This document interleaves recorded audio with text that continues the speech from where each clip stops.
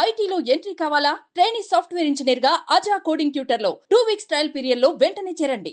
నంద్యాల జిల్లా బనగానపల్లి మండలంలో యాగంటి పుణ్యక్షేత్రం ఉంది.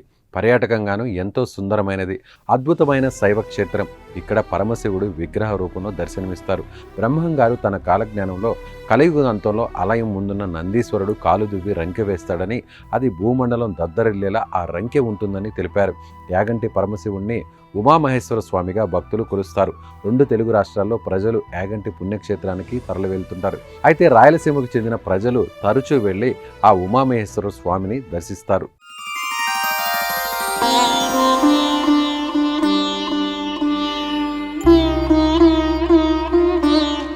అనంతపురం జిల్లా గుంతకల్ మండలం పాత కొత్త చెరువు గ్రామానికి చెందిన సురేంద్ర కూడా వెళ్ళాడు. అతడి వయసు 26 ఏళ్లు.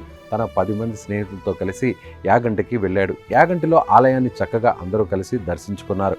చుట్టుపక్కల ప్రాంతాలను సందర్శించారు. యాగంటికి వెళ్ళిన వారందరూ ఆలయ ప్రాంగణంలోనే కోనేరులో స్నానం చేస్తారు. యాగంటి దర్శన అనంతరం పెద్ద కోనేరులో తన స్నేహితులతో కలిసి ఈత కొడుతూ సరదాగా గడిపాడు. అంతటితో అయిపోతే బాగానే ఉండేది. కానీ నీటిలో ఈత కొడుతూ వారిలో ఉత్సాహం పెరిగింది. కోనేటిలో మునిగే పందెం వేసుకున్నారు. ఆ పందెం ఏంటంటే ఎవరు ఎక్కువసేపు నీటిలో ఉంటారో వాళ్ళు గెలిచినట్లు అన్నమాట. అందరూ ఓకే అనుకున్నారు. సరదాగానే అందరూ నీటిలో మునిగారు.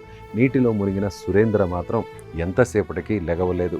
అనుమానం వచ్చిన స్నేహితులందరూ సురేంద్ర దగ్గరికి వెళ్ళి పైకి లేపితే వికతజీవిగా ఉన్నాడు. స్నేహితులు వెంటనే పైకి తీసి ఊపిరి ఊదుతూ ప్రయత్నించారు. వాళ్ళ శ్రమకు ఫలితం దక్కలేదు. హాస్పిటల్కు తీసుకువెళ్తే సురేంద్ర చనిపోయాడని చెప్పారు. గుడికి వెళ్ళొస్తానని చెప్పి ఇంటికి శవమై వచ్చిన సురేంద్రను చూసిన కుటుంబ సభ్యులు కన్నీరు మున్నీరుగా విలపిస్తున్నారు.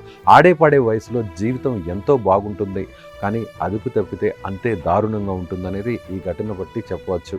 చెట్టంతా ఎదిగిన కొడుకును కట్టెలా మారితే ఏ తల్లిదండ్రులైనా జీర్ణించుకోగలరు. ఇలాంటి ఘటనలు చూసైనా యువతరం పందాలు కాసేటప్పుడు తగిన జాగ్రత్తలు తీసుకోవాలని ఆకాంక్షిద్దాం.